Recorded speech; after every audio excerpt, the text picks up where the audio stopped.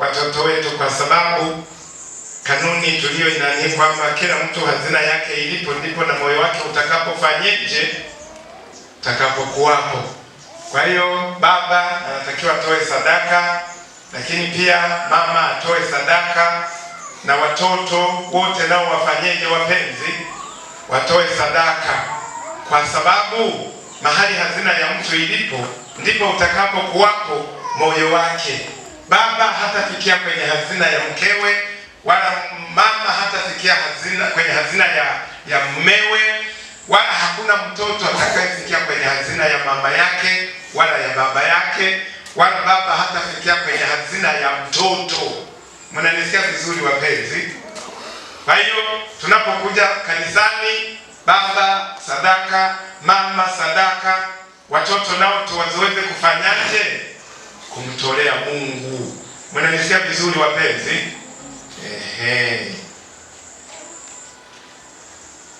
Lakini pia tunapokuwa tunaendelea kupata neema ya kuzaa watoto, mnanisikia vizuri hapo, ongeza usikivu. Tunapokuwa tunaendelea kuzaa watoto, mnanisikia vizuri, ule muda tuutumie kuweka hazina, yani kutoa sadaka, kutoa michango ili watoto wazaliwe na sura hiyo. Baba na mama tusiwe waongo. Mama usimwibie baba, baba usimwibie mama. Wakati mnaendelea kuzaa, mtazaa watoto wadokozi. Mnanisikia? Msio wenye mivu. Wapeni wageni vyakula, wakaribisheni wageni, msio wenye mivu kabisa. Na za kuzaa watoto hawakujali. Wenye mivu kabisa hawadhamini kama wana mzazi. Lakini kumbe tuliwaambia hali hiyo tulipokuwa tunawazaa. Hivi na kanisani Mungu na wenye mivu kweli? Na hivi sikai na nyie siku zote. Eti kuna wenye mivu, yaani kumpa mtu shilingi 5,000 unaona ni kama umebandua kidole cha mkono kabisa, na baki kilema. Kiibisha chakula akaja mgeni, mnalaani kwa nini chakula kimeiva masaa haya? Hivi na hili kanisa lina watu wanaona hiyo? Kirudi safari nyingine nawaambia mnikodolee macho, niwaulize maswali kwa na mimi nawakodolea macho. Mnanisikia vizuri wapenzi? Unaibisha ka chakula, unasikia hodi 4, hodi watu 4. Kwa nini kimeiva masaa haya? Unajishauri niseme karibu au nitume mtoto aseme hayupo? Mpaka hodi, nao wanakazana tu hodi, kama wamekuja kukujaribu, hawatoki. Hodi wanatamani waingie hata ndani wakague. Karibuni, iliyonyong'onyea, iliyokondeana. Yaani mnasalimiana, amani imeisha kabisa. Kwa nini wamekuja masaa haya? Nilisema siku nyingine nikirudi ndio nitasema mnitazame na wakodolee na macho. Bwana tusaidie sana. Hivi nikipata neema ya kurudi na wakuta wa sura hiyo wenye mivu.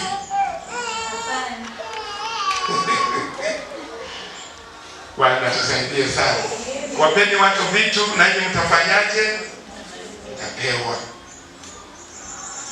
Hivi wazazi wenzangu, mnapowapa watoto sadaka, huwa moyo uko vizuri kabisa, au sheria ingekuwa inasema tutoe sisi wazazi tu, ingekuwa vizuri? Sasa na huyu unaona kama vile sasa ni kama unaenda kama mzigo mkubwa. Huwa tunawapa sadaka tumefunguka kabisa, asante Yesu aliyenipa na huyu, asante aliyenipa na huyu, au tunaona kama vile mzigo mkubwa leo umeenda kanisani. Bwana tusaidie sana. Mnanisikia ninachozungumza wapenzi? Baba atoe sadaka, mama atoe nini? Atoe sadaka.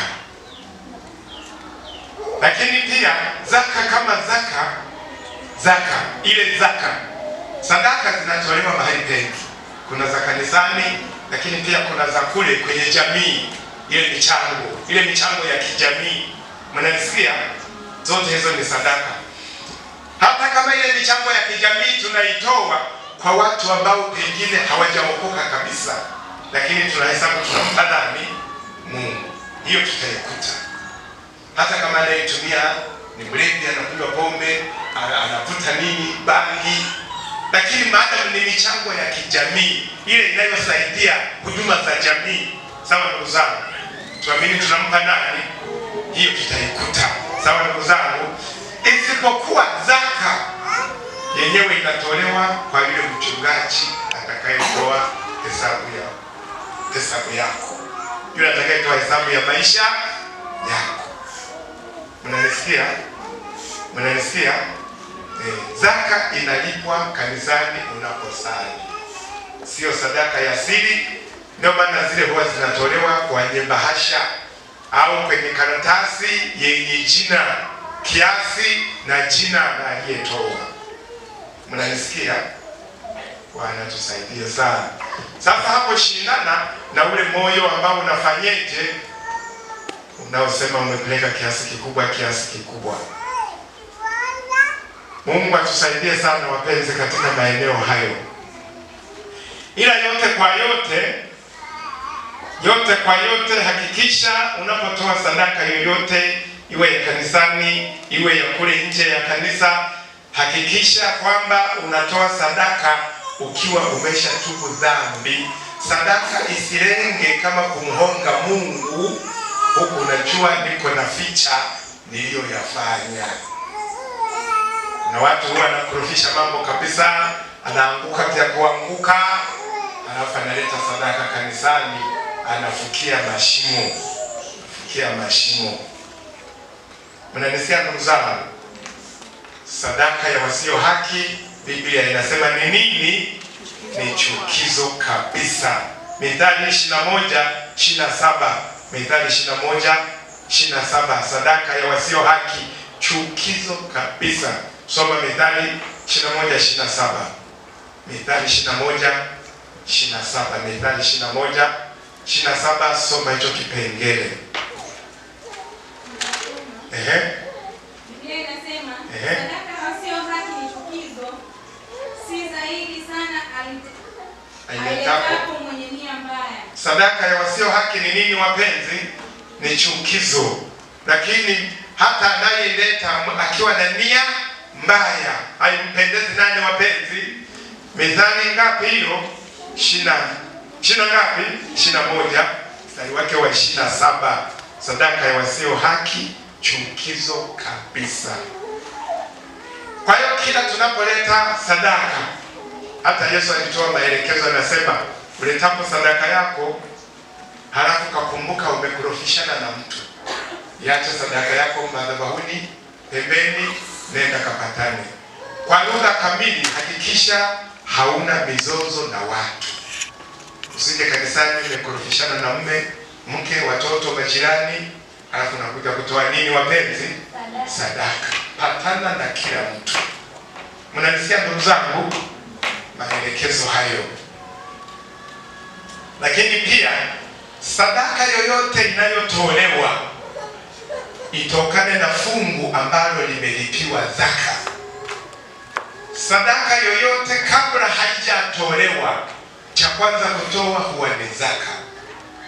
Cha kwanza kutoa ni zaka. Hakikisha unalipa zaka kwanza. Kama muda wa kupeleka hiyo zaka haujafika, itowe tu, weka pembeni. Mnanisikia vizuri? Itenge, weka pembeni. Hii ni zaka. Ndio uanze sasa kufanya matoleo mengine. Na unapofika muda wa kupeleka ile zaka, wasilisha bila kufanyaje? Bila kuchelewa. Mnanisikia ndugu zangu? Zaka ndio moja ya matoleo ambayo huwa yanaimarisha ulinzi. Biblia Mungu anasema hivi, leteni zaka kamili ghalani, kiwemo chakula katika nyumba yangu, mkanijaribu, nami kwa ajili yenu nitamkemea yeye alaye, wala hata haribu nini? Mazao ya ardhi yenu, wala hata haribu afya. Bwana tusaidie sana. zingatia, sadaka yoyote itokane na fungu lililokwisha kulipiwa zaka.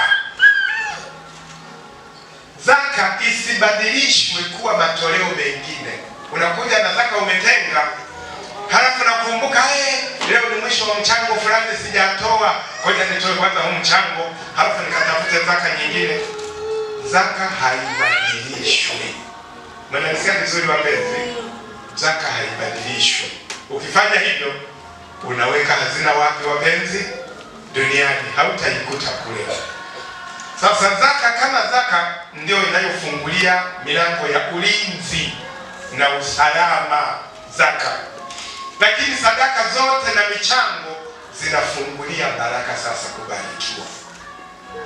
Wengine huwa anafikiria kisha lipa zaka anasubiri abarikiwe. Zaka si kazi yake hasa kusababisha tubarikiwe, ila zaka inasababisha tulindwe. Mnanisikia?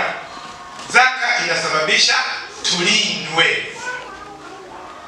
Kinachoongeza baraka na kuzidisha hata nafasi ya kuwepo ikosekane ni sadaka.